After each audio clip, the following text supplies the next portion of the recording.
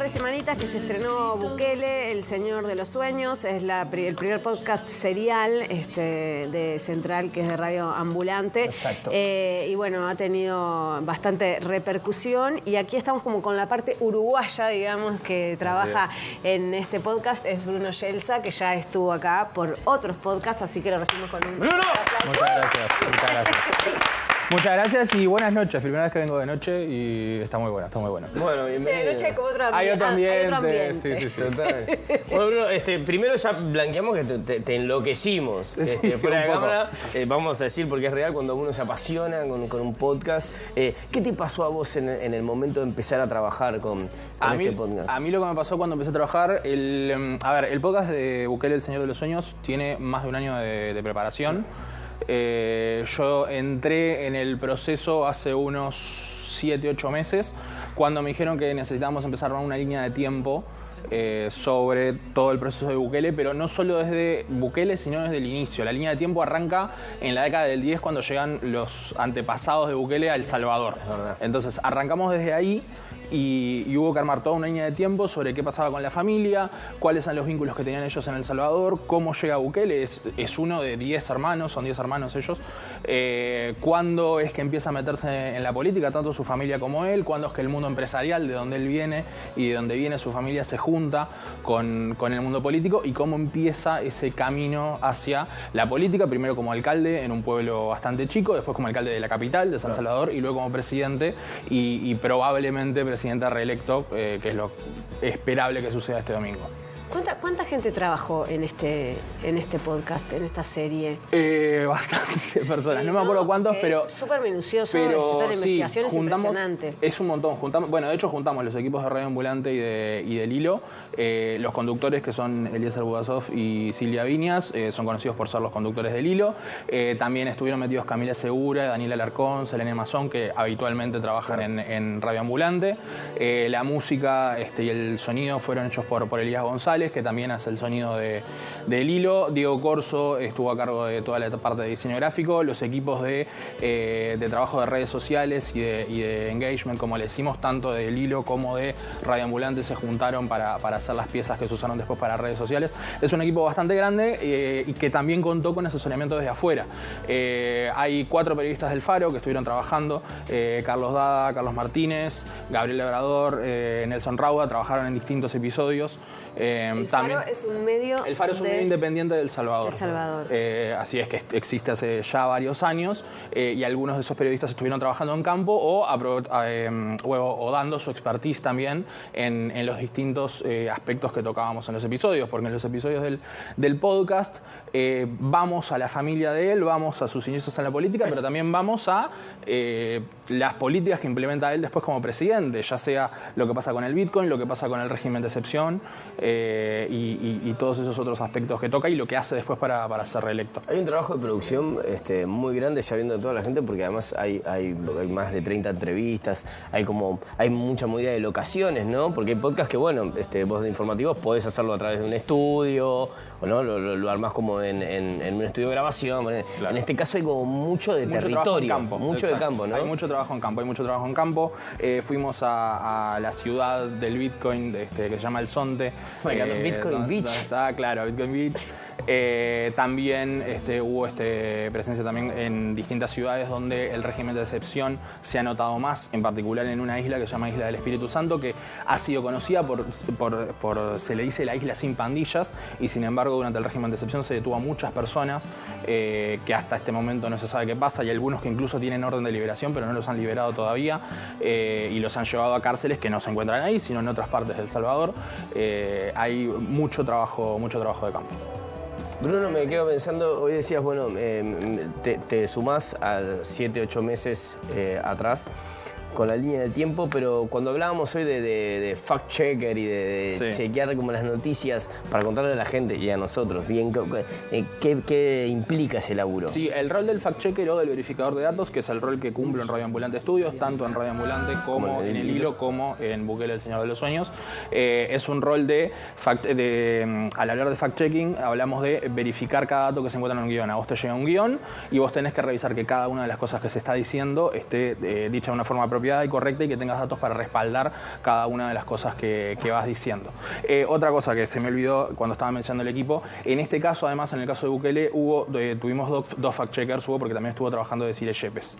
Fuimos dos fact-checkers. Yo primero hacía una primera revisada del guión, hacía una primera verificación del guión y luego lo tomaba Desiree, que también estuvo participando de la investigación periodística y también terminaba ese trabajo.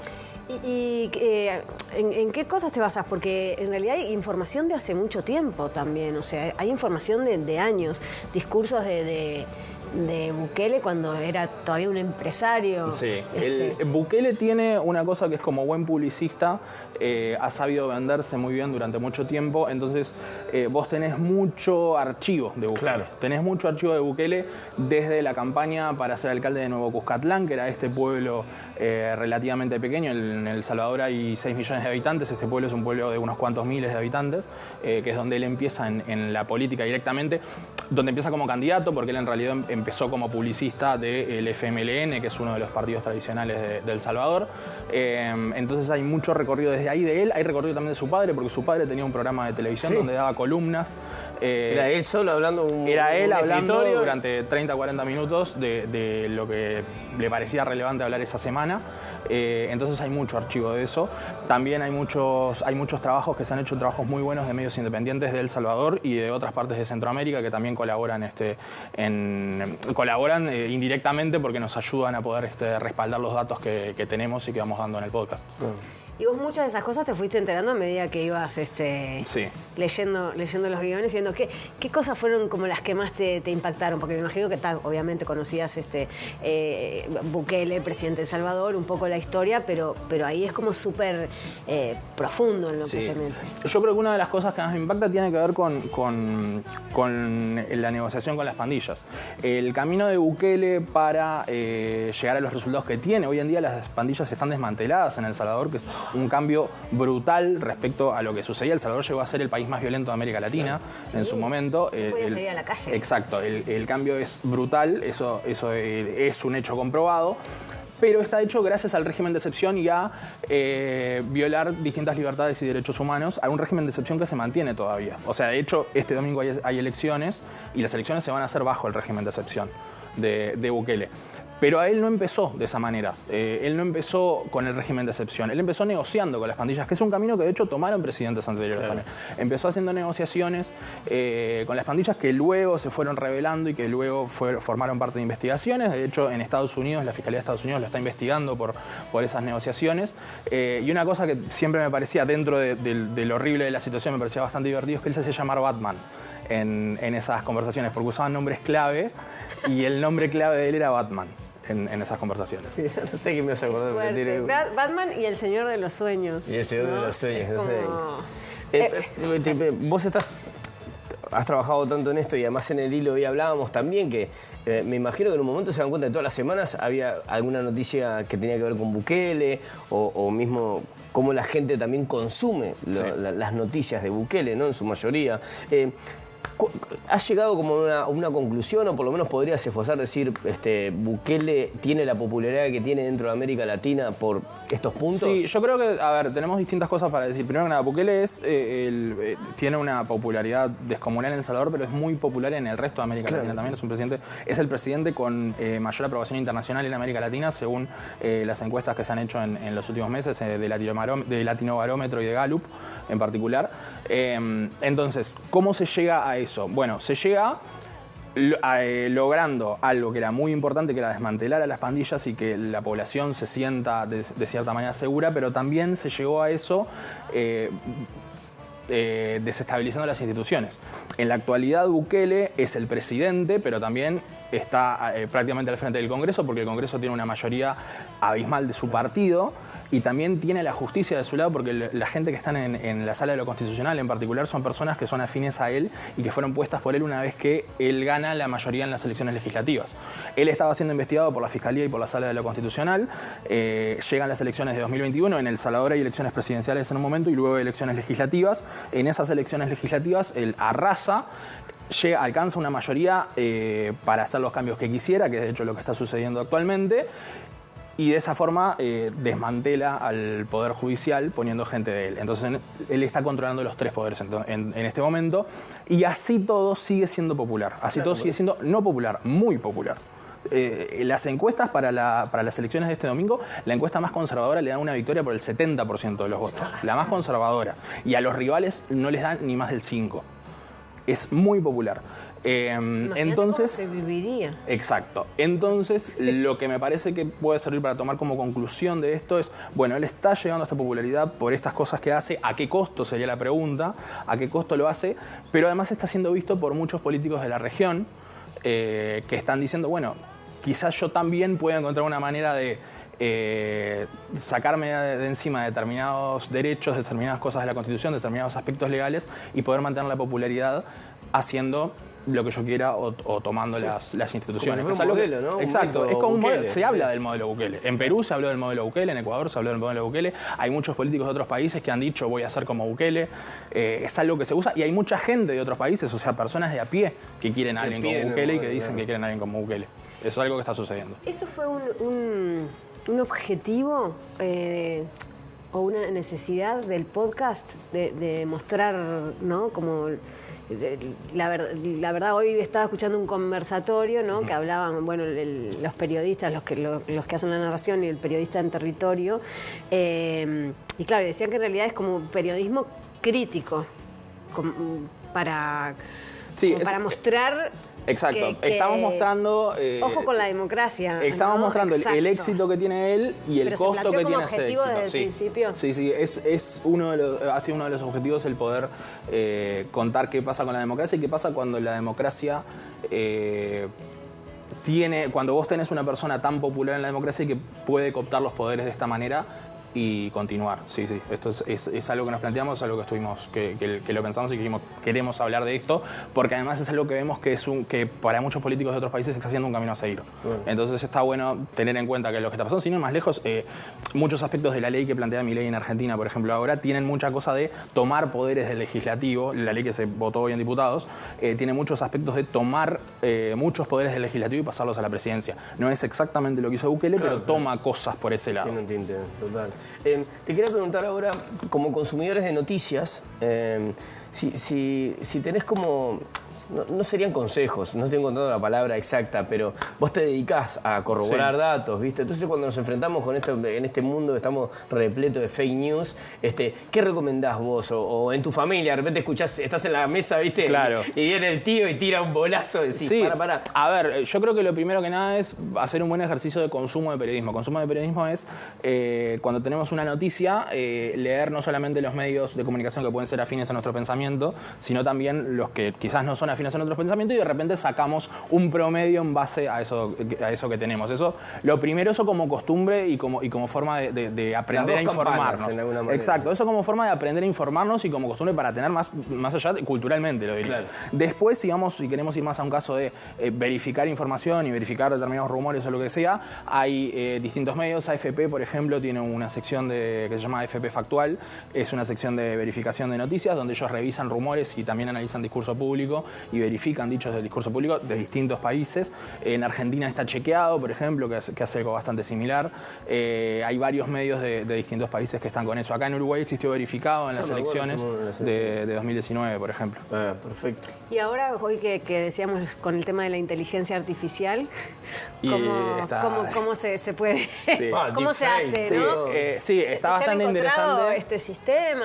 Sí, está interesante y es un cambio, va a ser un cambio bastante grande. Yo creo que todavía nadie está siendo del todo consciente del cambio que puede llegar a representar, porque estamos hablando de que hasta hace un tiempo, quizás una foto no, pero hasta hace un tiempo un video era una prueba irrefutable para decir las cosas. Hoy en día, capaz que un video deja de ser una prueba irrefutable porque tenés distintas formas de manipular un video para que parezca real y que pase.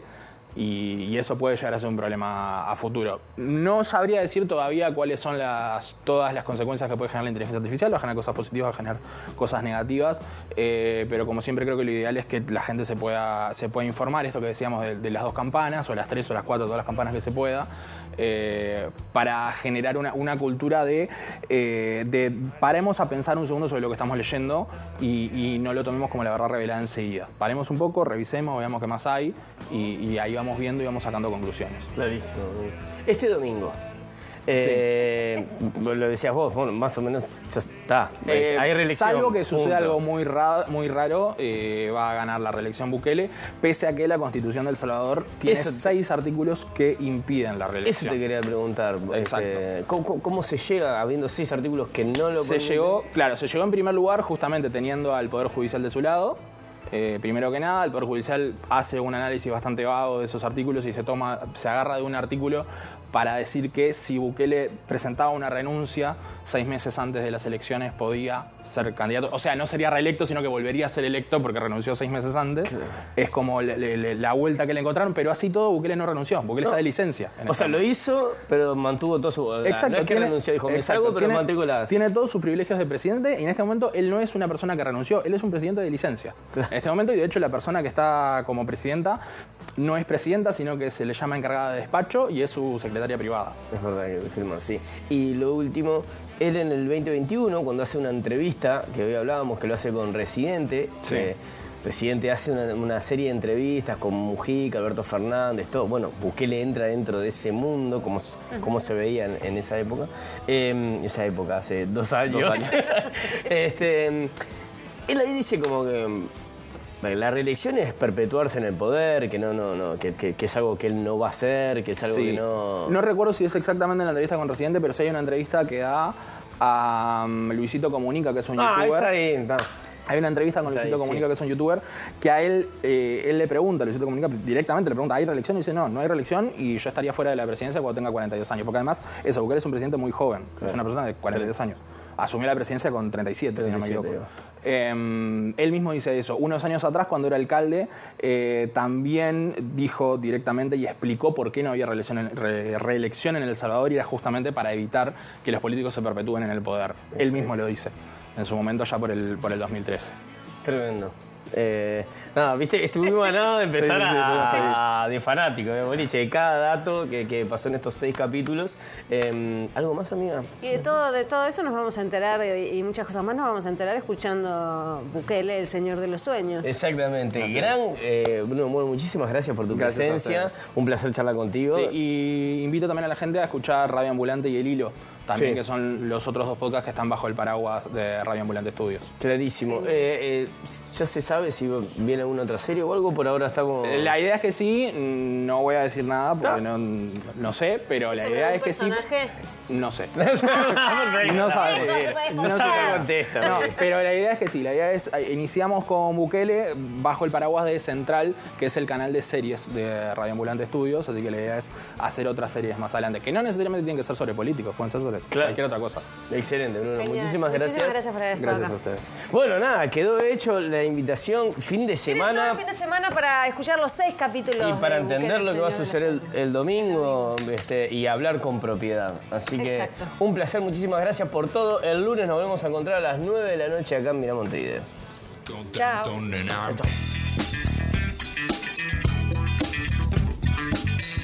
De estar con vos y voy a cruzar las fronteras.